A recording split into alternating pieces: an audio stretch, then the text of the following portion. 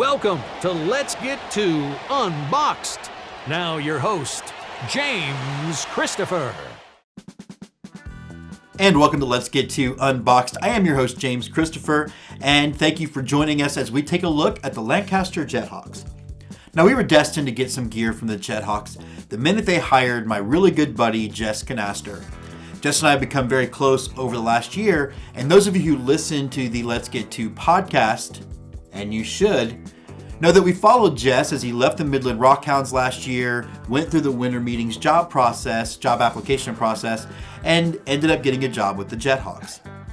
The other thing that compelled us to cover the Jet Hawks today is the fact that they are on that, or at least the initial 42-team list to be contracted. Now, a couple of things about that story. We are still waiting to find out what the final list is. Many people are saying that the list that was leaked is no longer the list, but there's still a list somewhere. Nobody knows what the list is. So what's the list? Lots of lists. So we wanted to take a second to shine a light on that brand and hope that you can help maybe save the brand. Now, Lancaster is a very interesting place in geography for me, in the sense that it's a military town, essentially. It is right near Edwards Air Force Base. So much of their identity is wrapped in that. And, you know, I think if we're going to take away baseball teams from communities, maybe don't do it from the communities that are already made up of people moved from their homes, looking for any sense of normalcy as they prepare to do things like, I don't know, go to war. And out in the Mojave Desert area, that whole big stretch is also where we do a lot of war training. NTC is out, and I don't know the relationship to where, I guess Barstow is where, man, I haven't been to NTC in so long, I don't even remember. The point is, though, is that maybe we shouldn't be taking teams from military towns if we can help it. So we got a bunch of stuff to look at, and I'm very excited to dive into the branding of the Lancaster Jet Hawks.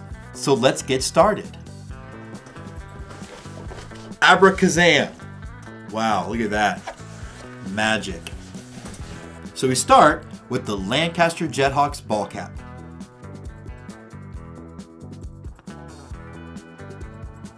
Now, I'm also always a fan of retro brands, which explains this t-shirt that I got, which is kind of an old school look, kind of a riff on the Vegas sign, I guess, but just I love that version of the Jet Hawk, the plane that looks like an actual hawk. But this next item is what prompted the ordering of the box. So they made a t-shirt. The MILB belongs in the AV, and it is their Save the Jet Hawks t-shirt. I hope everybody will jump on and order one. Why is it important that we talk about MILB contraction, we talk about saving the Jet Hawks and so many other teams that we've covered on the show? Why does that matter now in the pandemic when people are losing jobs, people's lives are being changed forever? There's a couple of reasons for that, I think. You know, the Jet Hawks, beyond the fact that they are an employer of people, as I said before, they provide baseball in large measure to a population of people that are already living away from home, looking for a sense of normalcy, as they, in the back of their minds, are constantly preparing to do the thing that we all need the most, and that's protect us. And, you know, we live in a dangerous world, and we need people like the folks at Edwards Air Force Base and the other people serving to be ready to protect us at a moment's notice. And with it being Memorial Day this coming Monday, we should really be thinking about that sacrifice. I think that's what makes the Jet Hawks unique in these 42 teams that were initially leaked out, is that they are helping to service a very special community and a very special group of people. And if you don't think baseball and the idea of baseball bringing a little bit of normalcy in times of war and times of conflict, I really hope you'll listen to Sunday's special Let's Get To for Memorial Day weekend, in which we'll have military veterans on. I will talk about my own experience being forwardly deployed. The other thing about why I want to keep this story going, Major League Baseball is essentially, and this is me with a tinfoil hat, going to use this pandemic going to use this economic crisis as an excuse to kill whatever teams they pick, whatever secret list is out there, under the cover of darkness. And I think we shouldn't to me, it's the same as war profiteering. It'd be the same thing as insider trading. They're going to use this pandemic. They're going to say that we cannot, with a shortened MLB season, afford to send players to the affiliated minor leagues, and particularly lower level like the Jet Hawks. And if these teams can't have games, they can't have revenue. And if they don't have revenue, it is going to be very, very hard for them to fight this contraction.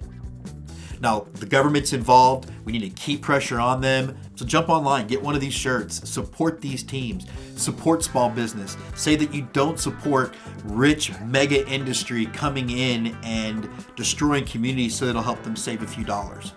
For me, it's un-American. And in this time right now, we need to stick together more than ever. So do your best to support the minor leagues. Don't let these communities have something that is very, very special to them taken away without at least giving them the opportunity to fight for it. And so to continue talking about the Lancaster Jet Hawks, we're going to jump on the Zoom call to Jess Canaster to give us a little insight on working for the club. And so we're excited to welcome to Let's Get To Unboxed, our very first ever guest on this show, Jess from the Lancaster Jet Hawks. Jess, how's it going, man? Going pretty good. You know, it's some morning of some week. I don't know what day it is anymore. It's not a baseball day, and that's a little depressing. It's a little depressing. So we did get the MLB belongs in the AV shirt. And you're wearing, look at that is what we call synergy, and we didn't even plan this, everybody. Just talk to me a little bit about why it's important that these shirts get sold and that the Jet Hawks get saved. No, there's 40 to 42 communities that have been on the chopping block. There's summer entertainment for most people, but then for others, it's a form of income, either as a part-time job or a full-time job. Retirees, high school kids. It really is a part of the fabric of so many communities, really on multiple levels. And, the survival of those teams, I think, really the survival of those teams would mean so much to those communities on a multitude of levels. I think we're seeing right now with the pandemic and places where things are reopening or not reopening, just how much people want to be able to get back to normal. And in the past, baseball has been one of those things, a coping mechanism for people. Take minor league baseball out of a fourth of the cities that it's currently in, and then moving forward, that's one coping mechanism that doesn't exist anymore. Outside of all the economic reasons, it's an entertainment sort of thing. One of the things that was close to my heart, too, is, looking at the geography and the branding of Lancaster, you guys are servicing a large military community in the area. And I think people don't understand that those are guys that, generally speaking, aren't living where they grew up. And the one way they can find normalcy is by going to a baseball game, because baseball is the same everywhere.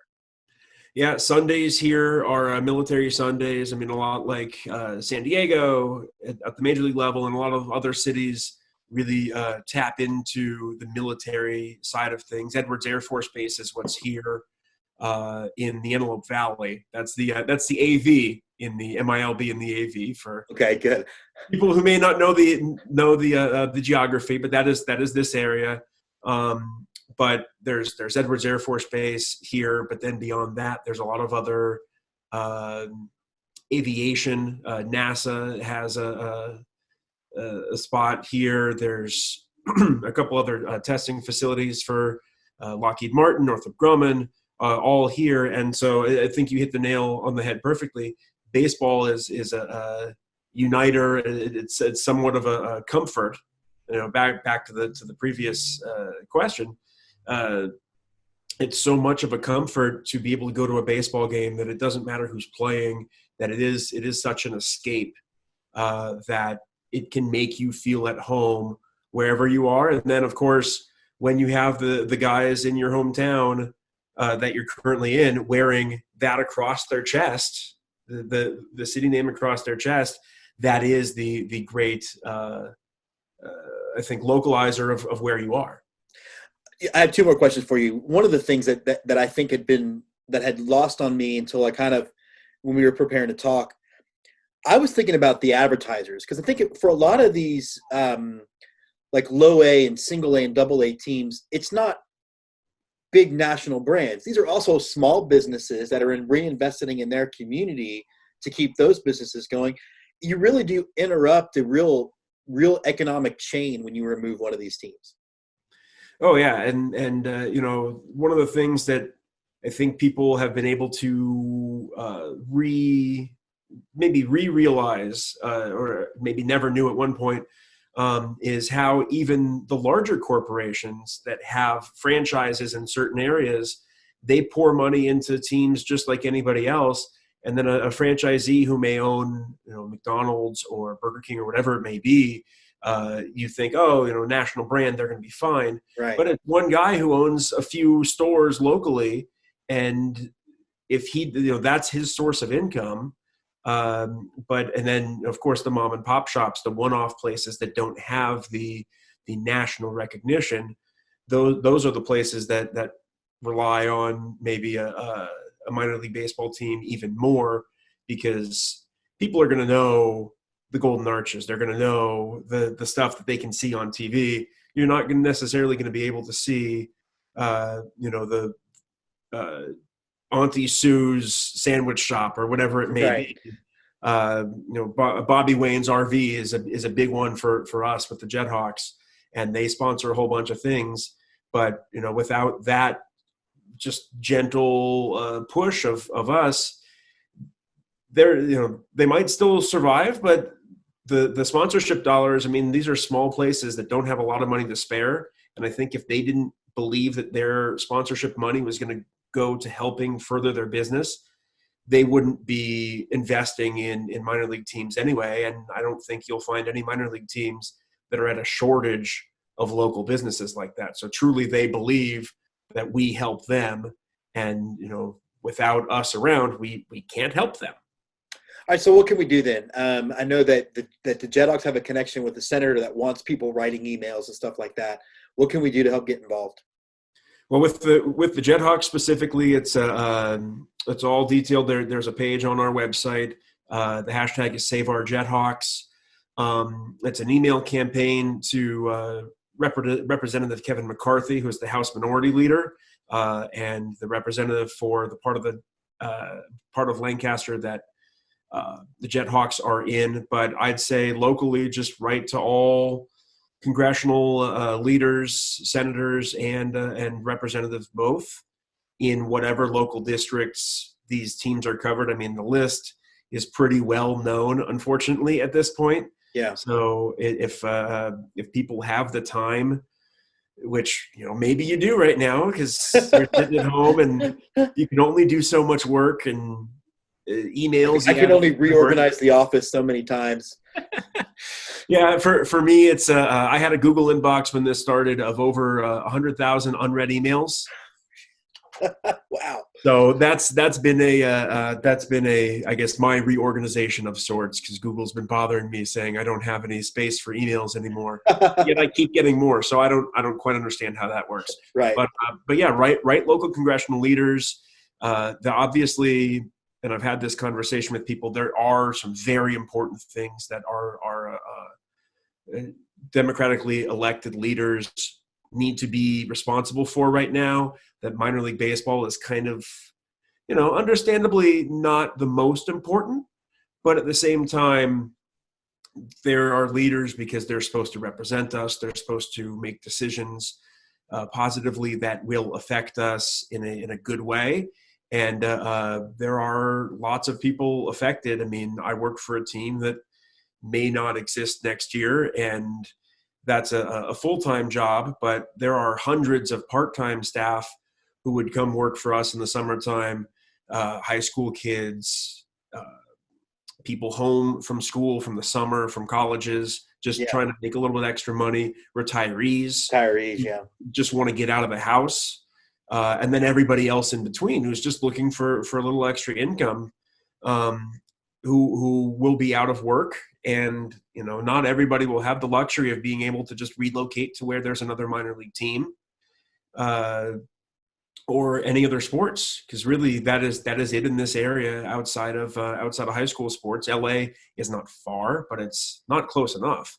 And so congressional leaders have emails, have phone numbers, and when teams have sales on these types of shirts or Right. Hats, anything with free shipping. I mean, basically minor league teams are a self-perpetuating machine. They make money to spend money, and when they're not making any money, they can't spend any money. And so anybody who has an extra $25 to spare on a hat or a shirt or a sweatshirt or whatever it may be, and it really does go a long way to not just the teams who are on the list to help keep the wheels a little bit greased, but even beyond that, your local minor league teams who aren't currently on the list. I mean, everybody's going to suffer through all this just financially. There's Right. a story that came out this morning about minor league teams and how they it was a Sports Illustrated article that talked about minor league owners and personnel asked about how they think they'll last financially. And everybody was pretty worried about themselves. I think I saw something like half said they don't know if they'll survive beyond this, even if they're not on the list. Right. Yeah. So the teams that are on the list, obviously they're clutching their pennies a little bit tighter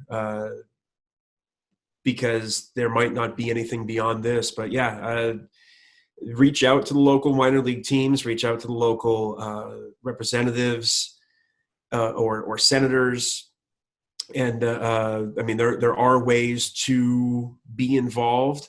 And I think at a time like this, where certainly there are more important things for individuals to worry about, Sure. if there is still the effort put in by people to say, this is something that matters to me, and even though this is happening, I'm still going to push forward and try to help save 42 minor league baseball communities, it might mean a little bit more at this time. That's well said, Jess. Thanks so much for jumping on last minute and continuing to do the good work, and hopefully we can get some awareness and get some shirts sold for the Jet Hawks. Absolutely. It's it's nice to be able to talk minor league baseball. This isn't exactly what I want to be talking about with minor league baseball, but at this point, we got the word from our governor yesterday that sports at a major league level may be able to continue or resume, begin, I guess, in June. I don't know that will affect us at the minor league level because fans, but I'm happy to be talking baseball. I'm happy to be talking Jet Hawks and trying to save the Jet Hawks along with the other 41 teams on the list. So that wraps us up for this episode of Let's Get 2 Unboxed. We will be back on Sunday with a special episode of Let's Get 2, our special Memorial Day episode. Got some great guests lined up. You won't want to miss it. So until next time, let's get 2.